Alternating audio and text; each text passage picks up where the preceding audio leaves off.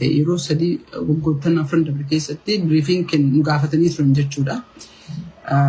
Xiqqoo qaccee qabee ka dubbadhee jedhe Baale keessa Al-Shabaabtu jira. This is yaada isin gaafachaa jiru. It is something that it is concluded. Seenaan Jinjimoo qabatamaan dhibbaan dhibbatti Baale keessa Al-Shabaabtu jira jettee yoo dubbattu ustaadonni lammeen kun harkatti qefaan. Ustaad Ibsaan mataa kee yookaan sammuu kee keessa Al-Shabaabtu jira yoo jedhaniin Ustaad Saad ammoo Ekiraa Mallas duuteen yaaddaa jechuun dubbatan. Darbannaa jechaa fi deebisaan irratti godhan irratti seenaan Jinjimoo deebisaan kun tulfaachuun laayivii seentee boosse.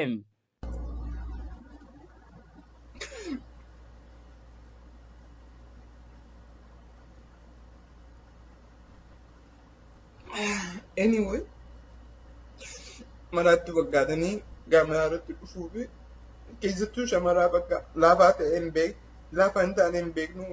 Isiin akkas jettee sa'aatii 24 osoo hin gahin barruu dheeraa gara beekii isaanii Nasrii qilleensi Nasrii buubbise irratti Ustaaz Ibsaan deebisaa gaarii yoo godhan barruu akkaan ulfaatuu fi jechoota mimmiidhagoodhaan rukutan. Itti dabaluun Ustaaz Saad laayivii seenanii dhugaa jirtu yoo dubbatan seenaan Jinjimoo ustaadota kana lamman hirkaa bahuu dadhabuun miira ofii to'achuu dadhabdee imimmaan lolaafte. Keessattuu jechoonni Ustaaz Ibsaan fayyadaman jechoota ajaa'ibaa fi sammuu namaa namatti influence godhuu fi wantoota jajjaboo hedduu ragaa qabatamaatiin dubbatan.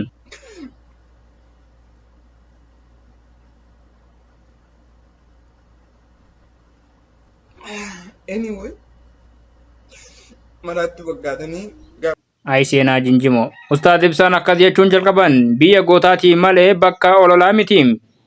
Ololli siyaasaa yeroo ammaa godina Baalee keessa Al-Shabaabtu jira jechuun afarfamu seenaa cululuqaa qulqullummaa fi maqaa guddaa naannoo sanaa balleessuuf kan kaayeffatamedha jedhan.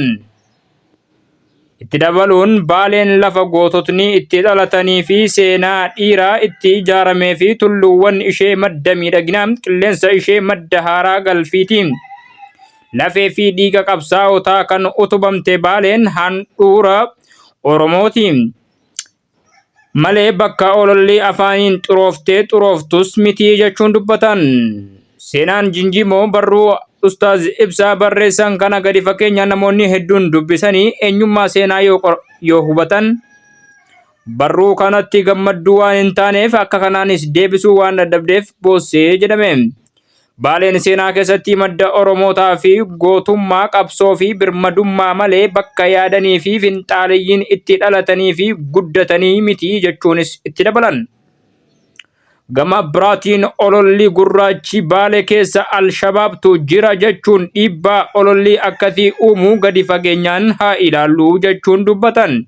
Diinagdee fi investimentii miidhuu naannoo tokko sodaa nageenyaa.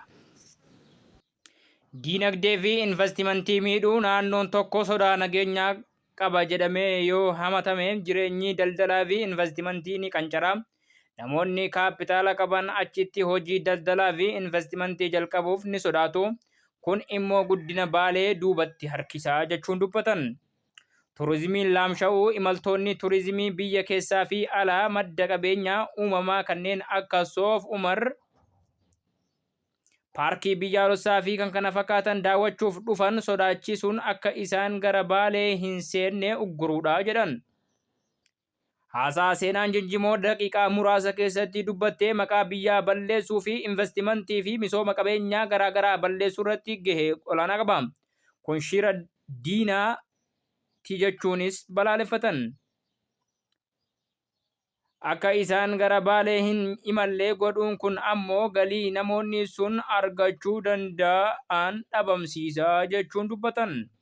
Gama biraatiin Ustaad Ibsaan barruu kana yeroo barreessanitti gibbiinsa isii yookaan gibbiisa isiin amantiif qabdu osoo hin taane dogongora isiin dubbatte irratti dhaabbataniiti jedhame. Obboleettii teennaa seenaa Jinjimoo saala takka malee Baale biyya ashabbaariidha. Baale biyya Al-Shabaabii wayita isiin jettu wallaahi hedduu natti dhagahame. Hedduu natti dhagahame. yeroo ummanni keenya kanatti rakkina keessa jiru kanatti akkamitti namni gadi bahee jecha akkanaa kana fayyadama. Ummanni si koomandoo kabaalee kun ummata kabajaati. Kaleessa qabsaanii miti himaa. Bor ijoolleen si koomandoo tabaalee ta'asii yeroo duraatiif qabsoo Oromootiif jettee asii biyyaa baatee Sumaalee seente. Nama 100 wayita takka bar. Nama 100 nama 700 wayita takka dhumate bar. Nyaata Sumaalee san wallaalanii anaa fi sihiin miskiinni kuni gabrummaa jalaa haa baanu jedhanii jechuudha. Ka har'a nuti ammootu ufii wal gabroonfannee ufii wal qoonnee ufii wal jibbinee osoo afaan tokko dubbannu osoo walii galuu dandeenyu akkanatti wal nyaannu kana jarri waggaa 200 har'aa nama 700tu Sumaaletti dhumate ijoolleen si koomandoo tabaalee taharar tawallaggaa tajimmaa ta'ammootu sababa ati akka bilisoomtuuf lubbuun isii aarsaa taate himuu dandeettati lakkoo isan qabu. Akkamitti ummata baalee kabajamaa hagana gahu kana Alshabaabii akkamitti jedhaniin mi'an si gaafadha akka ilma Oromoo tokkotti. Baalee wayita yaadattu Jeneraal Waaqoo Guutuu yaadatta. Huseen Bunee yaadatta. Aliyyii Cirrii yaadatta ka dhaloota ka ammootu anaa fi si beeynu gaafa ammootu inni addunyaa kanarraa dabru. Gootota Dhoombir yaadatta.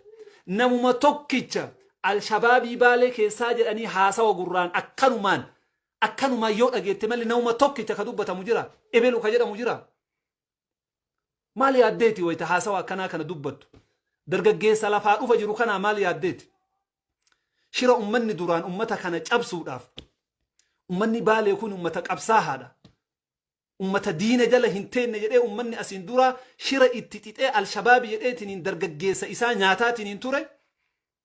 Biyya alaa teettee zanaaf hataadhaa doolaara rakkaataa haasawa akkasii yoo ammootuu dubbatan wanni haga haasawa saniirra nama jibbisiisu hin jiru. Gadi baatee ummata kabajamaa kana dhiifama gaafachuu qabdi. Yeroo isiin dubbattillee ilaala.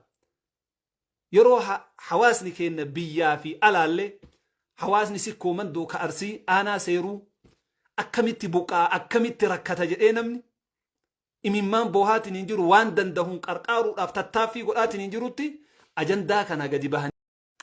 Itti dabaluun wabii nageenyaa fi sodaa hawaasaa yoo iji wal shakke gurri wal hin amanu ololli akkasii wal shakkii gurri wal hin amanu namoonni naannoo baalee irraa ka'anii daldalaa fi barumsaaf yookaan hojiif gara magaalota gurguddoo fi naannolee biraa deeman ija shakkiin akka ilaalamanii fi akka ari'aman taasisa.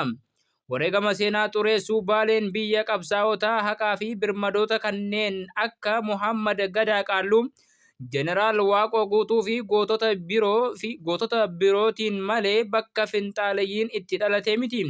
Ololli akkasii seenaa cululuqaa fi qulqulluu ummatni kun gootummaa fi lafee cabsee itti ijaarame xureessuuf miira of amanamummaa dhalootaa laaffisuuf baay'ee dhiibbaa qaba. Baaleen hawaasa nagaa ijaarsa biyyaa fi kabaja mirgaaf dirqama mirgaa fi dhiigaa fi lafee isaanii kennanii ture malee bakka olola gurraachaan xureeffamuu